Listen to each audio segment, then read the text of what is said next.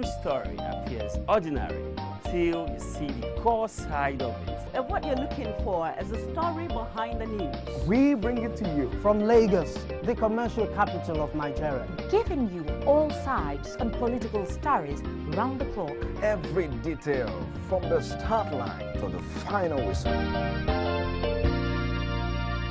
CoreTV News, expanding your view.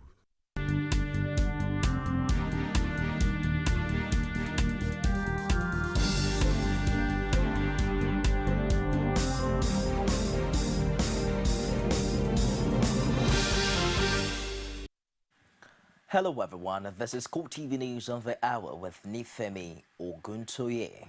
The National Council of State is currently meeting at the Presidential Villa. All former leaders are in attendance except retired General Muhammadu Buhari. Also at the meeting is the embattled Adamawa State Governor Murtala Nyako, who had earlier been reported to have traveled out of the country to stave off impending impeachment. The Council of State is an advisory body consisting of the Vice President, former heads of states, Senate President, and Speaker of the House of Representatives. All state governors, former and present Chief Justices of the Federation, are also members of the Council. The body is expected to review the current security situation of the country at its second meeting this year.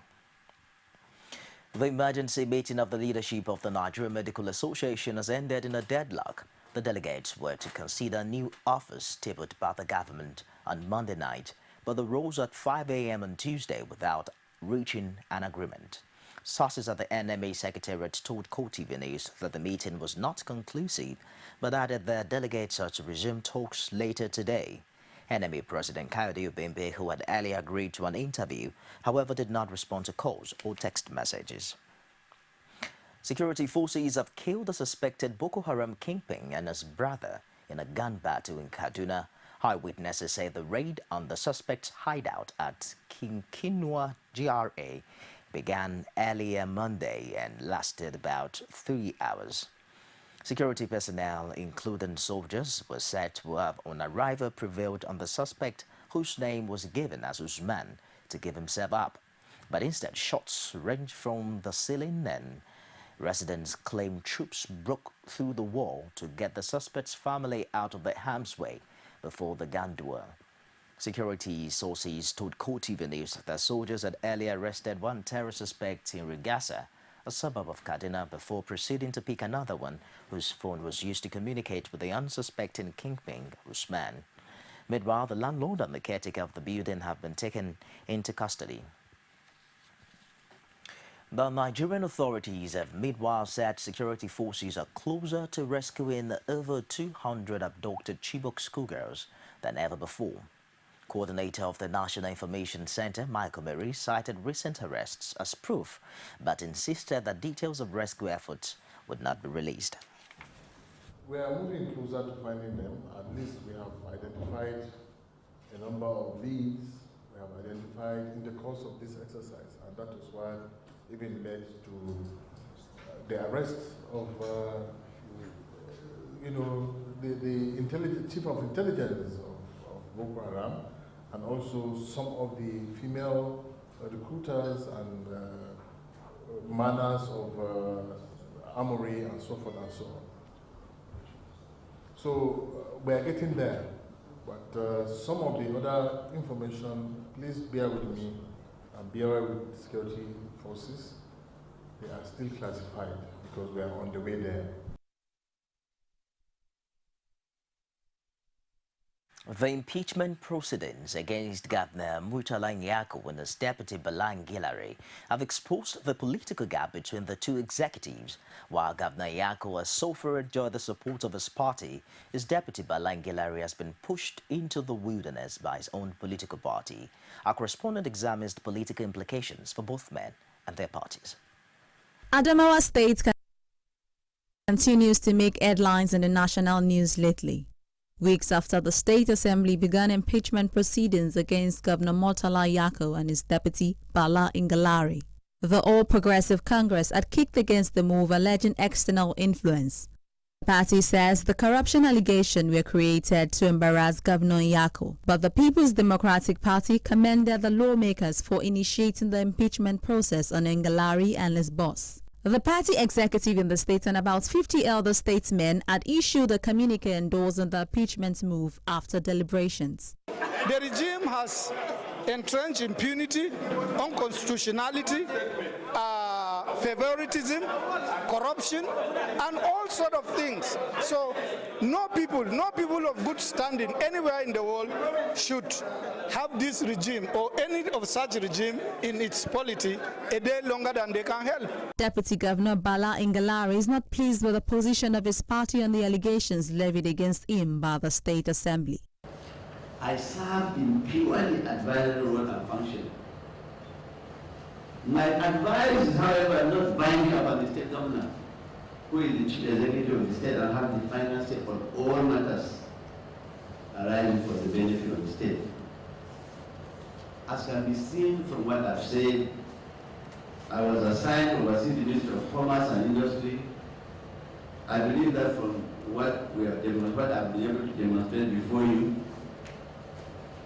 by documents and otherwise, I was diligent, forthright, and meticulous in carrying out this responsibility. I was in no way derelict in respect of my duty. I didn't divert one kobo. I repeat, one kobo. If anybody has any contrary, then they can let him bring it.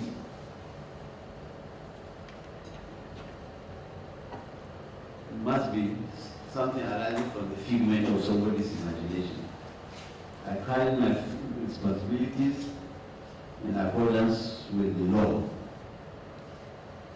In no way did I misappropriate public funds, but it should be remembered that I cannot hold brief in respect of any activity that happened after I left the Ministry of Commerce. The All Progressive Congress say the deputy governor got what he deserves. The party maybe not making too much noise. Sometimes you need to go back to the drawing board and look at all the allegations that has been placed, purported by the members of the State Assembly. And we've come to realize that all that is happening within the state obviously has an external forces.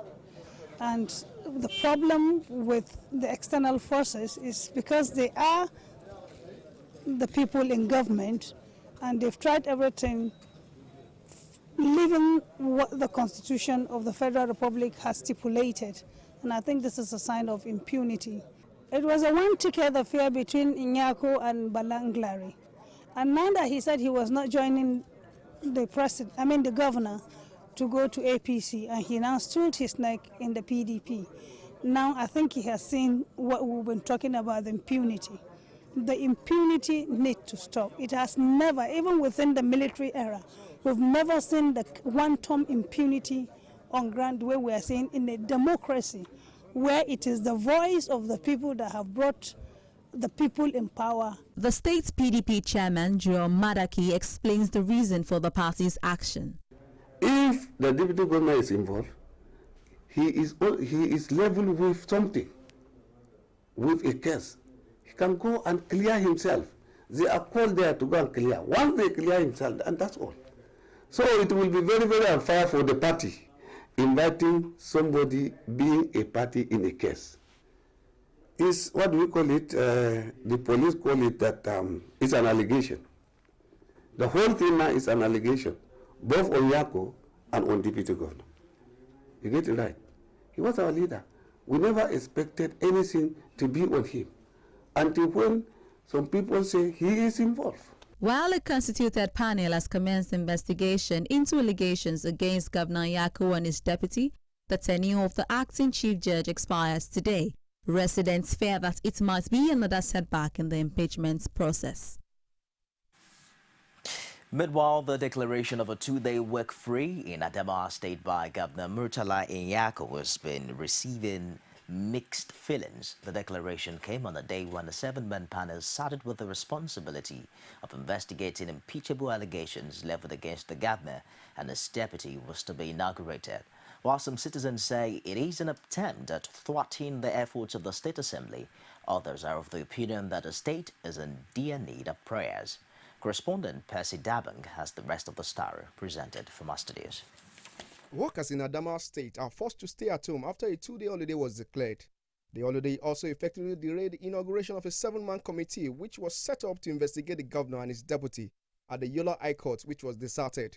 The development has garnered a nationwide response, not at least its political interests.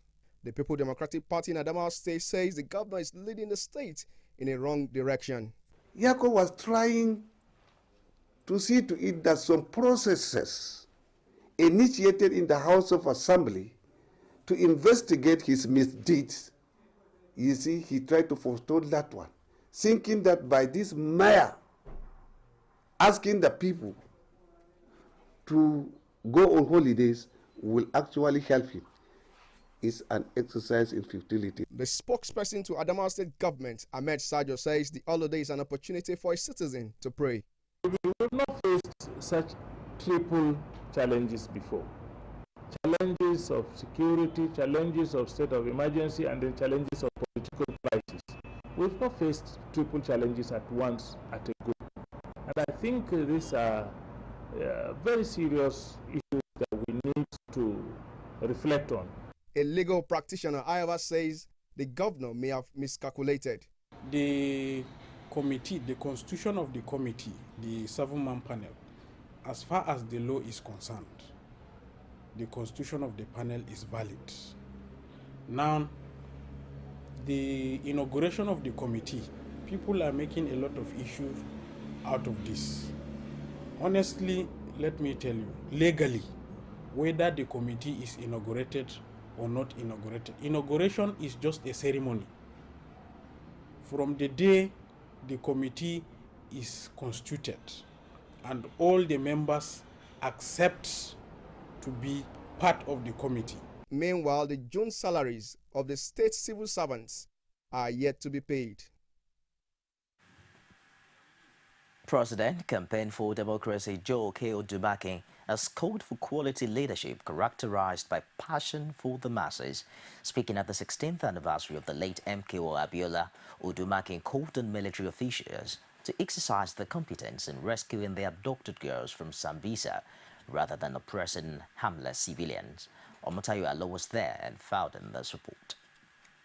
In celebration of the life of MKO Abiola, civil society groups, movie stars, friends and family gathered at his residence to pay their respect to a man whom they say would have made a change in the country if given a chance. Speaking at the Ruth Lane ceremony for Abiola, former president of the Nigerian Bar Association, Priscilla Akuye, says corruption is the major obstacle hindering Nigeria from development. She called on Muslims to pray for change and peace in the country as they observe the month of Ramadan.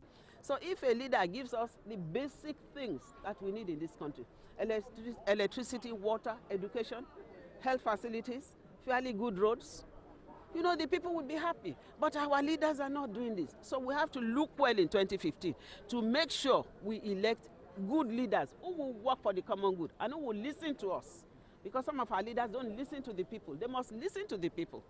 Speakers at the event say the death of Abiola is indeed a big blow, but those who are still alive should do the needful in making the country habitable for all. Government must do all within its reach in making sure that the National Stadium in Abuja is named after MKO Abiola. That has to be done. It was a pillar of sports, it was for the masses, it was for everybody. Apart from that, there must be a de-annulment of June 12th election results. If we want to go forward, we have to change how we're governing. We have to change how we're deciding our leaders.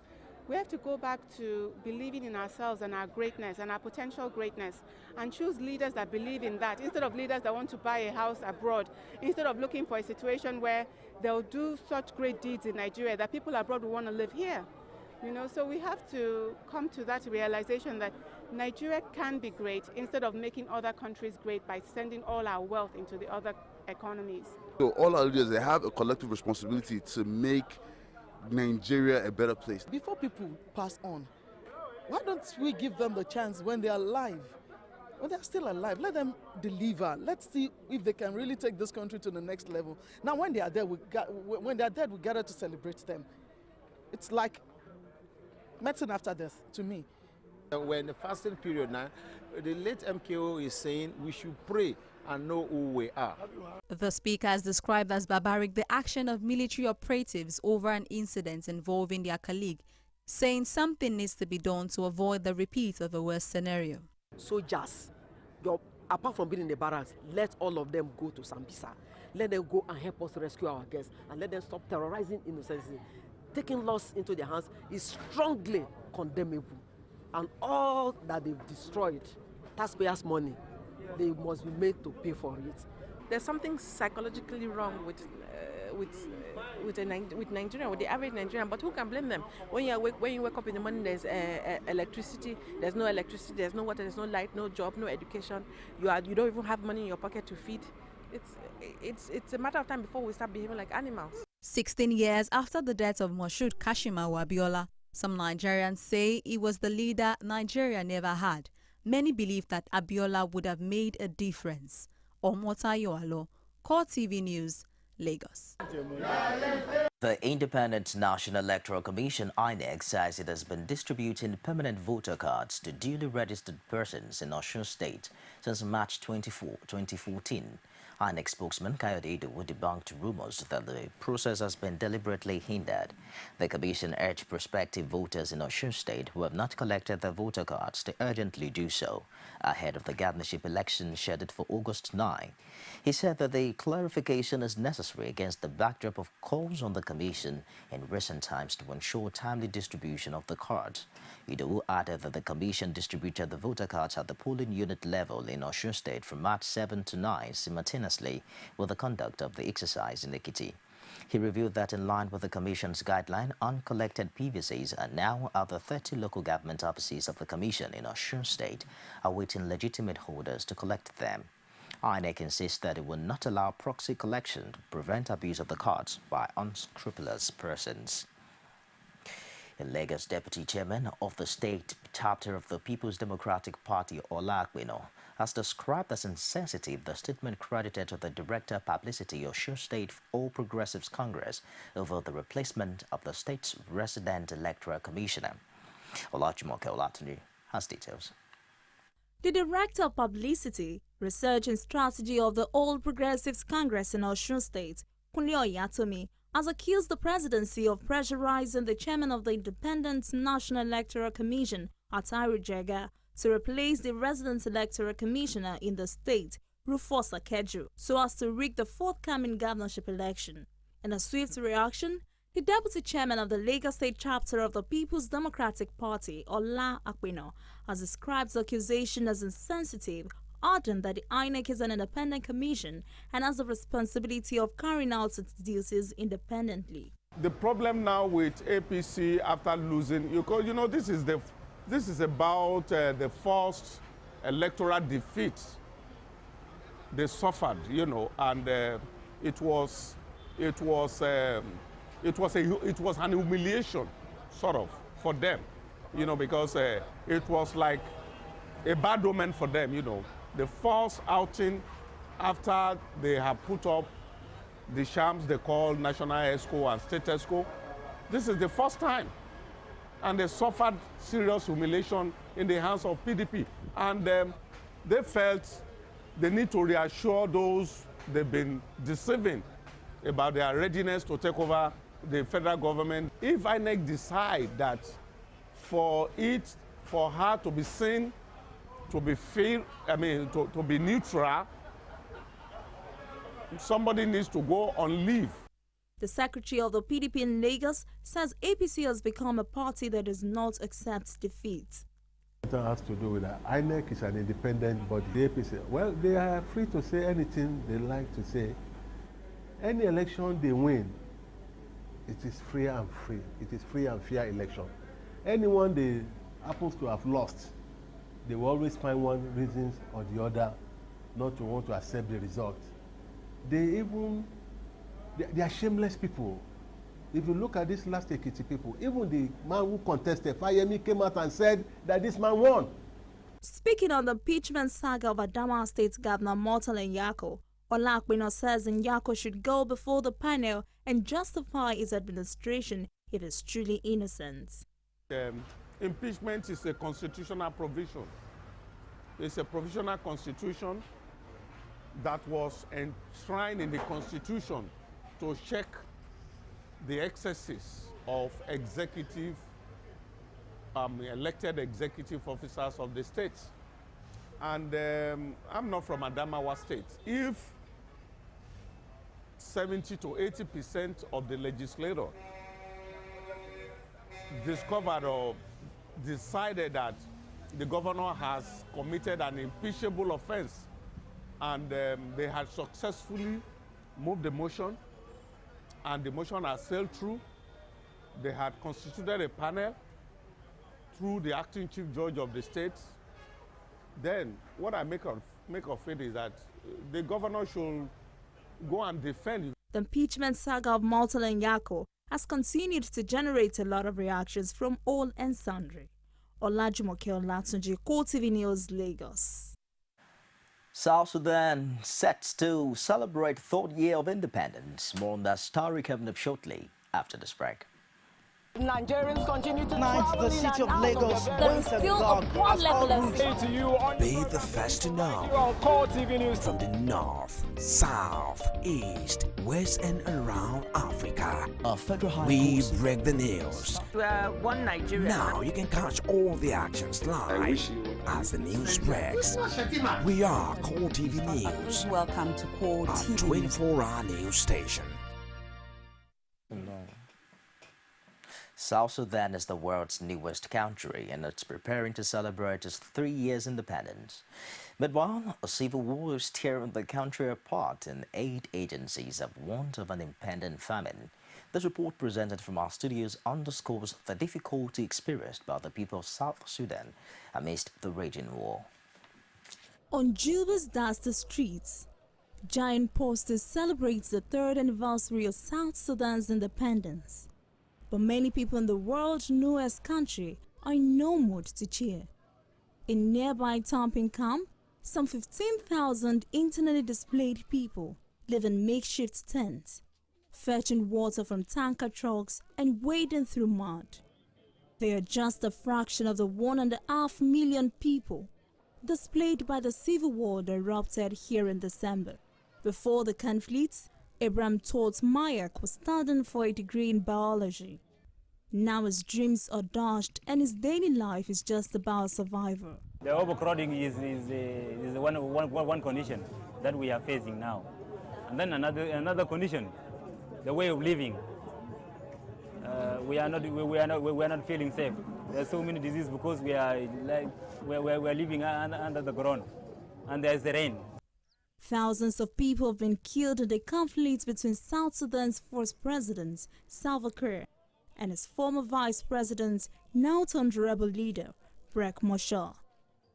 Human rights groups say both sides have committed widespread atrocities and the country is now at the top of the Fragile States Index. The United Nations is building several new sites to house the almost 100,000 displaced civilians seeking shelter on their bases. And to make matters much worse, aid agencies warn of imminent famine if they don't receive massive funding for food aid. The Red Cross has begun its forced airdrops for nearly 2 decades, helping to reach hundreds of thousands of starving people. There are alarming signs there. There is malnutrition, especially amongst the kids in sensitive areas. So if that level of assistance cannot be maintained and increased in the next month, it is well likely that the food insecurity will become rather dramatic. Peace talks in Ethiopia have so far failed to bridge the gap or implement a lasting ceasefire. The conflict, which started as a political row between Kiir and his former deputy, has taken on a brutal ethnic dimension, with Machar's Nord tribe pitted against the Dinka community that is loosely tied to Kiir. It's a far cry from the pharaoh 3 years ago, when both men pledged to build a strong, united and prosperous nation after a decades-long fight for independence from Sudan. It was powerful. People had a sense of, having won the war that they fought for many years. So contrast that with what happened on the 15th of December, where the sense of togetherness, the sense of being victorious, the sense of living peacefully without fear in your own country, that was changed drastically. From joy and hope to desperation, and now possibly starvation, South Sudan's promising future is long gone, and many are hoping its leaders will at last step back from the brink of catastrophe. That wraps it on CoreTV News this hour. Join us again at the top of the hour for more stories. I am Nifemi Oguntoye. Thanks for being there.